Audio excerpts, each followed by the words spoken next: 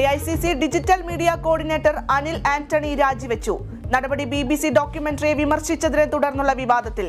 BBCക്കെതിരായ പരാമർശത്തിൽ അനിൽ ആന്റണിക്കെതിരെ പാർട്ടിക്കുള്ളിൽ കടുത്ത വിമർശനം. പാർട്ടി വിടില്ലെന്ന് അനിൽ ആന്റണി.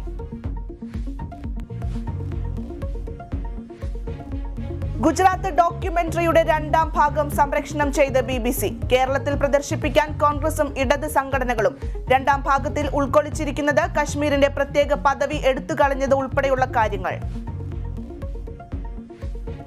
കോഴിക്കോട് KSRTC ടെർമിനലിന്റെ ബലക്ഷയം അതിഭയാനകമെന്ന റിപ്പോർട്ട്. 98% തൂണുകളും ബലപ്പെടുത്തണമെന്ന് മദ്രാസ് IIT. ടെർമിനൽ നിർമ്മാണ ചുമതല വഹിച്ചവരിൽ നിന്നും പിഴ ഈടാക്കണമെന്നും ശുപാർശ. ജഡ്ജിയുടെ പേരിൽ പണം തട്ടിയ കേസിൽ അഭിഭാഷകനെ ഇന്ന് ചോദ്യം ചെയ്തേക്കും. കൊച്ചി കമ്മീഷണർ ഓഫീസിൽ ഹാജരാകാൻ സൈബി ജോസിന് നിർദ്ദേശം. ജഡ്ജിമാരുടെ പേരിൽ സൈബി തട്ടിയത് വൻ തുകയെന്ന് ഹൈക്കോടതി വിജിലൻസ് കണ്ടെത്തൽ.